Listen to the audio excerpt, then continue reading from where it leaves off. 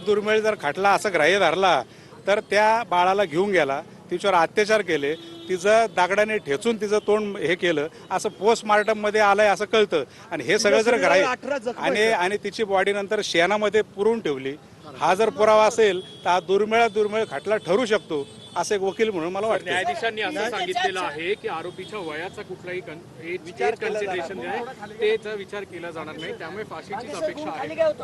नाही, वयाचं म्हणजे ज्या वेळेला आरोपीला परवा दोषी धरला त्यावेळेला प्रोसिजर काय आहे की तुला आता आम्ही दोषी धरलाय, केस विषय काय तुला सांगायचं, तो सांगणार माझा तो वय झालंय. भारतीय आयुर्मानानुसार जास्तीत जास्त 75 जर म्हणलं तर 75 वर्ष 10 वर्ष त्याचं लाईफ राहिला असं आपण गृहीत धरायला हरकत नाही. बरोबर आहे. आता ह्याच्यामध्ये फाशी झाली तरी सरकार पक्ष नाही गेले तरी स्वतःहून त्याला अपिलात जावं लागेल. ते कन्फर्म साठी सुप्रीम पर्यंत जाणार, राष्ट्रपतीपर्यंत जाणार. बरोबर आहे. ह्या सगळ्या प्रोसेसमध्ये 8-10 वर्ष मोडतात. ही रेग्युलर प्रोसिजर आहे. म्हणजे त्याचं वय होणार 75-80च्या घरात.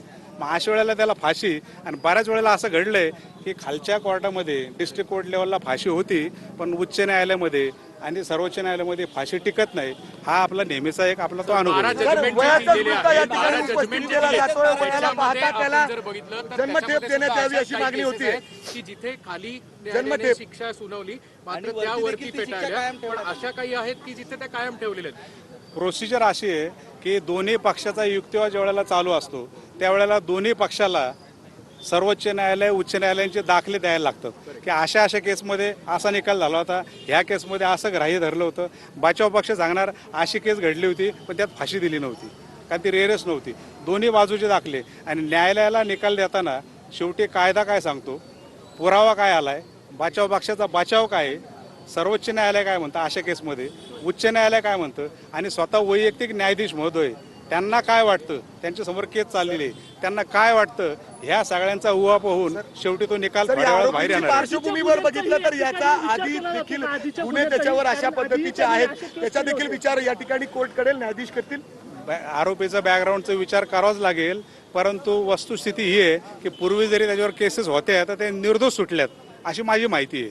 त्यामुळे कोर्ट त्याला म्हणेल की हा हॅबिच्युअल आहे, जरी निर्दोष सुटला तरी या प्रकारची हिनस क्राईम करण्याची त्याची मनोवृत्ती आहे. आणि सगळ्यात महत्वाचा मुद्दा म्हणजे त्याच्या कुटुंबातील कुणीही या ठिकाणी येत नाही, त्याला सपोर्ट करत नाही. याच्या अगोदर देखील त्यांनी असे कृत्य केलेले आहेत, ते कबुली देतात. म्हणजे अर्थात तो अशा नेचरचा आहे, बिहेवियरचा आहे. मुळात कसं आहे की न्यायालयासमोर न्याय हे भावनेवर चालत नाही. न्यायालय भावनेवर चालत नाही. पब्लिक काय म्हणते की तुम्हाला आम्हाला काय वाटतं यावर चालत नाही. कायद्यासमोर कोर्टासमोर पुरावे काय आलेत, जर कडक पुरावे आले असतील, सरकार पक्ष ते सगळे आता दोषी धरले म्हणजे सरकार पक्ष त्यामध्ये यशस्वी झाले. मग न्यायालयासमोर ऍक्च्युअल पुरावे काय आलेत त्याचा सगळा उहापोह होऊनच निकाल द्यावा लागणार आहे. त्याचे मुद्दा पुन्हा एकदा आज उपस्थित करण्यात आलेला आहे. जो 4 दिवसापूर्वी जी सुनावणी पार पडली होती त्यावेळी देखील वयाचा मुद्दा उपस्थित करण्यात आला होता. तो किती महत्वाचा असेल? नाही, आता वयाचा विचार केला तर आपल्या जे काही नियम आहेत त्यानुसार तो सिनियर सिटीजन झालाच आहे. आज त्याचं वय 65 चाललंय. मग याने ह्या मेंटल कंडिशनमध्ये घटना घडली की काय, बरोबर आहे. त्याला आता फाशी दिली तर फाशीचं एक्झिक्युशनला किती वेळ लागणार आहे. पण अशा गुन्ह्यांना जरब बसवण्यासाठी फाशी द्यायला पाहिजे असं जरी आपण विचार केला तर मग ही परत कायद्याचा प्रश्न आहे की भविष्यात ही फाशी देखील टिकली पाहिजे. म्हणजे समाजाला जरब बसवण्यासाठी आपण फाशी देणं हा एक भाग झाला, बरोबर आहे. पण ओढून ताणून शिक्षा देता येणार नाही. कारण आपण जे म्हणतो की जो कायदेशीर पुरावा न्यायालयासमोर आलाय त्याच्या अनुषंगानेच तो निकाल होणार आहे. त्यामुळे आपल्याला काय वाटतं यापेक्षा कोर्टासमोर पुरावा काय आलाय त्यावर निकाल होईल असं मला वाटतं. इतर महिलांना मुलींना सुरक्षित वाटावं यासाठी हा निर्णय खूप महत्वाचा आहे असं देखील सरकारी वकिलांनी म्हणलेलं होतं.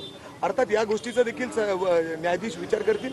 सरकार पक्षाचं कामच आहे की सरकार पक्षाने गुन्हा दाखल झाला, वेळेत दोषारोप पत्र दाखल केलं, चार्ज फ्रेम झाला. ज्या वेळेला दोषारोप पत्र ठेवलं त्यावेळेला आरोपीला विचारलं जातं की तुला गुन्हा कबूल आहे का. तो ज्या वेळेला नाही म्हणतो मग पुढची प्रोसेस. आणि सरकार पक्षाने आजपर्यंत 55 साक्षर तपासलेत. शेवटी सरकारचं हे कामच आहे की समाजामध्ये शांतता राहिली पाहिजे, अशा प्रकारच्या गुन्ह्यांना वचक बसला पाहिजे, आळा बसला पाहिजे. त्यासाठी ते आर्ग्युमेंट करणार की परत मुलींना अशी भीती वाटायला नको, समाजात वेगळा मेसेज जायला पाहिजे, ते त्यांचं आर्ग्युमेंट आहे. पण शेवटी पुरावा काय आला आहे त्यावर न्यायाधीश महोदय निकाल देणार आहेत. ही फॅक्ट आहे. थँक्यू आता जर 12 जे इतर या ठिकाणी खटल्यांची दाखले देण्यात आलेले आहेत ते किती महत्वाचे आहेत? निर्भया केसचे दाखला देण्यात आलेला आहे. अर्थात निर्भया केसचं सुद्धा दाखला आहे. कसं असतं, सरकार पक्ष आणि बचाव पक्ष दोघांनाही अधिकार आहे की न्यायालयासमोर सायटेशन ज्याला म्हणतात की अशा टाईपच्या शेवटी 12 जजमेंट जरी दिले तर प्रत्येक केस ही वेगळी असते.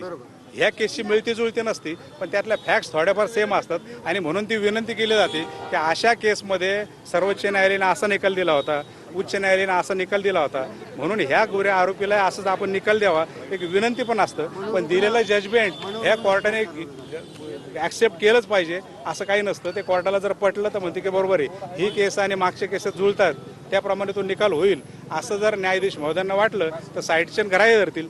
दोन्ही पक्षाकडनं सायटेशन दिलेले असतं. सर, ज्या पद्धतीने फास्ट ट्रॅक पद्धतीने हा संपूर्ण खटला या ठिकाणी चालला आणि त्याच्यानंतर आज अंतिम निकाल येतोय, सगळ्यांचं लक्ष आहे जे पुरावे पोलिसांनी या ठिकाणी दिलेले आहेत ते किती महत्वाचे आहेत आणि त्यावर आज फाशीची शिक्षा होण्याची शक्यता देखील दिसतेय. आता ज्या पद्धतीने अंतिम निकाल वाचतायत, एकंदरीत आपण सामाजिक परिस्थिती पाहिली तर ह्या गुन्ह्यामध्ये दिवसागणिक होणारी वाढ, लोकांची मेंटॅलिटी आणि एक समाजामध्ये चांगला मेसेज देण्याच्या दृष्टीने अतिशय स्वागतार्ह हा निकाल असणार आहे. कारण 55 दिवसामध्ये वकिलीच्या माझ्या 35 वर्षाच्या कारकिर्दीत पहिल्यांदा बघतो की 55 वर्षामध्ये अशा प्रकारचा निकाल होतोय आणि हे स्वागतार्ह बाब आहे. जर त्याला आज फाशी झाली तर एक समाजामध्ये वेगळा मेसेज जाईल आणि भविष्यामध्ये ह्या अशा गुन्ह्यामध्ये काहीतरी थोडाफार त्यामध्ये फरक पडेल असं एक वकील म्हणून मला वाटतं.